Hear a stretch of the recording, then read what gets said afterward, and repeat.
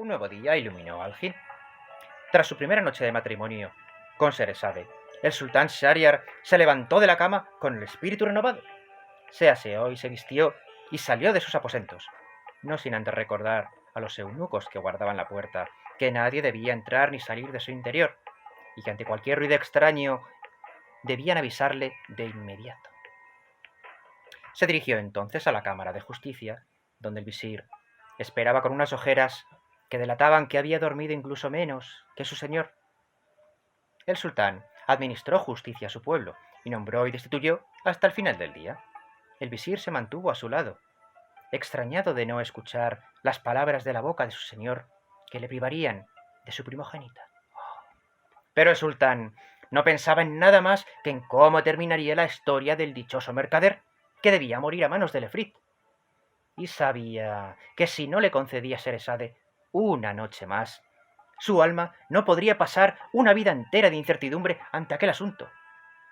Total, un día más no cambiaría mucho las cosas, estando como estaba Sheresade custodiada en sus aposentos, sola y vigilada en todo momento.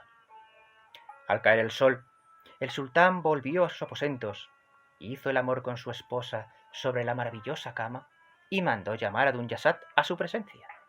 Cuando la hermana menor llegó, abrazó a Sheresade y casi no esperó a estar sentada para decir: «Hermana, por favor, continúa con la historia del mercader».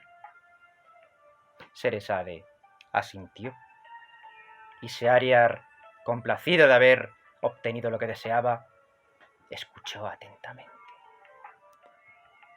Habíamos dejado la historia cuando el más gordo de los tres jeques se ofreció a contarle al efrit la historia de su gacela a cambio de 1/3 de la sangre del mercader, si la historia le parecía suficientemente asombrosa. «Lo primero que debes saber», empezó el jeque, «es que esta gacela no es una gacela, es mi esposa, con la que me casé hace ya 30 años y con la que compartí mi vida y mis riquezas. Como después de 15 años no me daba descendencia, decidí no presionarla y probar con una esclava. Y por fin tuve un hijo varón, un niño de ojos tan negros como el ébano pulido, llenos de pestañas igual de negras y con las cejas pobladas y unidas sobre la nariz.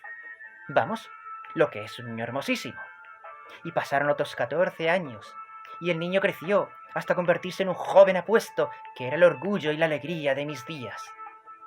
Aquel año tuve que ausentarme de mi hogar y pasar meses en otras ciudades lejanas por negocios, hasta que se acercó el día en que mi hijo cumpliría 15 años.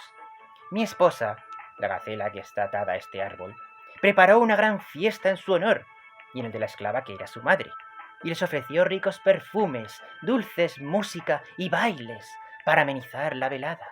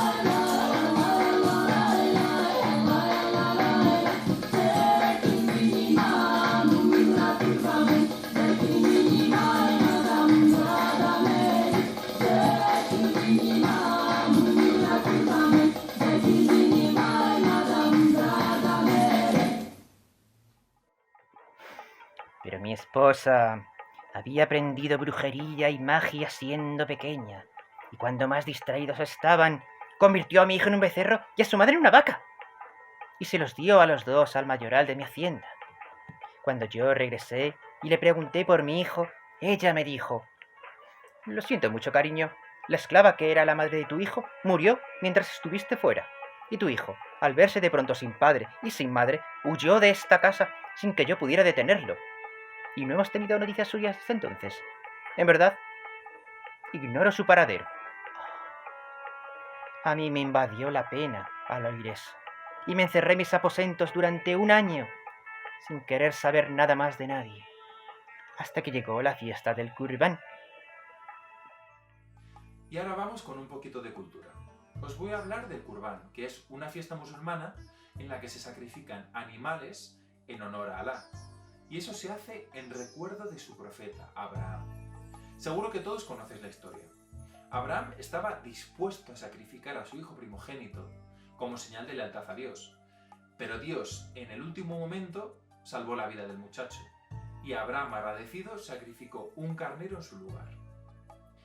Durante la fiesta, el animal se divide en 3 partes. La primera parte se destina a la persona que donó la pieza. La segunda parte es para sus seres cercanos. Y la tercera, para los más necesitados. Durante el Kurbán, los musulmanes aprovechan para viajar a la Meca, para reunirse con sus familiares, pero siempre en un ambiente de amor, solidaridad y positivismo. Pese a que eran días de fiesta, prosiguió el jeque, mi hogar estaba triste porque yo mismo estaba triste. Entonces, mi esposa vino a recordarme que en estas fechas un buen musulmán debe celebrar. Así que llamé a mi mayoral y le pedí que escogiera la vaca más gorda que había en mis establos. Cuando el mayoral la fue a desollar, solo encontró piel y huesos, sin nada de carne ni de sebo. El buen hombre vino a mí sin saber cómo podía ser que la vaca más gorda del establo no tuviera ni un gramo de carne.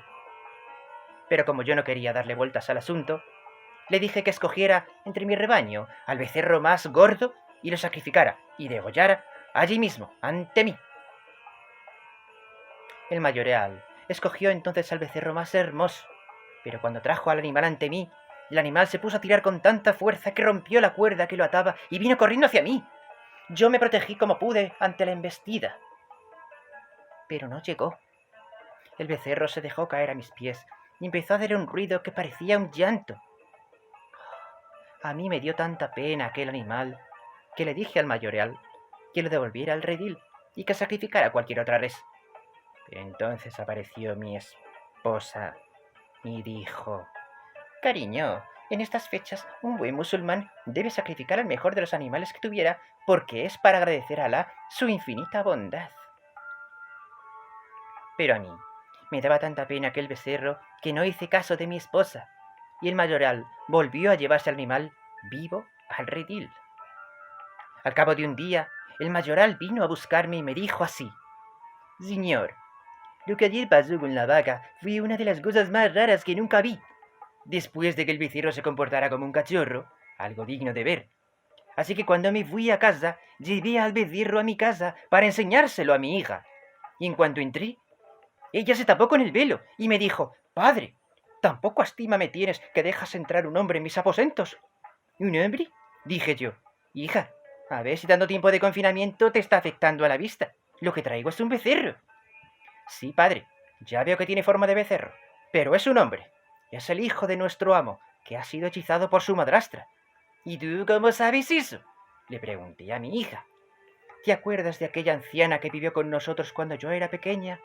Pues era una bruja, y me enseñó muchas cosas de brujería. Ah, dije yo.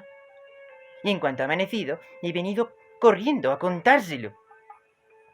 La verdad es que era una historia increíble, pero si había la más mínima posibilidad, por pequeña que fuera, de recuperar a mi hijo, tenía que intentarlo. Así que me fui con el mayoral a su casa y hablé con su hija. ¿En verdad afirmas que este ternero es mi hijo? Sí, dijo ella. Hechizado por su madrastra. ¿Y tú puedes deshechizarlo?, le pregunté. Si lo haces, te daré a cambio cualquier cosa que quieras. Solo hay una cosa que quiero. casarme con tu hijo. Su mano será tuya si todo esto sale bien. Y además, todo el dinero que tu padre produce para mí, ahora será para tu familia. Entonces, ella cogió una aceitera y la llenó de agua mientras decía unos conjuros mágicos. Luego se lo tiró por encima al becerro y dijo: si naciste ternero, sigue ternero, pero si estás encantado, recobra la figura que tuviste primero. El ternero empezó a agitarse y se transformó de nuevo en mi hijo. Ambos nos abrazamos y me contó la historia de cómo su madrastra los había convertido a él y a su madre en animales.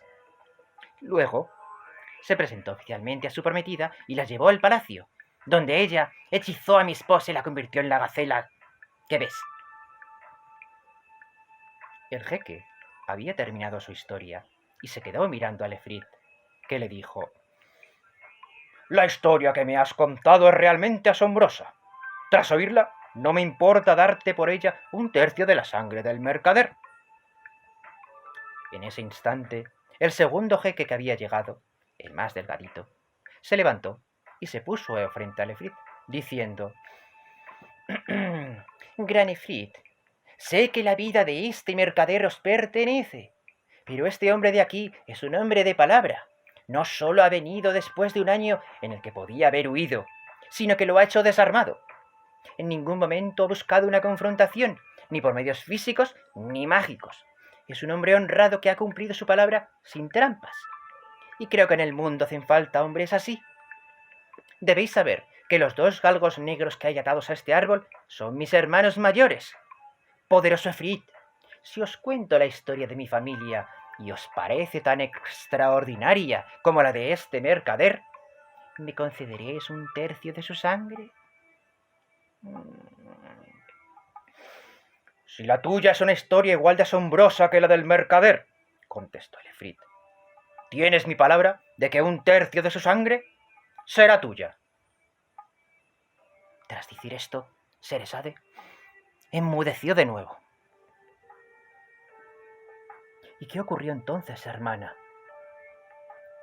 Esa es otra historia, doña Sad. Podría contarte qué pasó si esta noche pudiera alargarse, pero está despuntando el día y mi destino ha de cumplirse.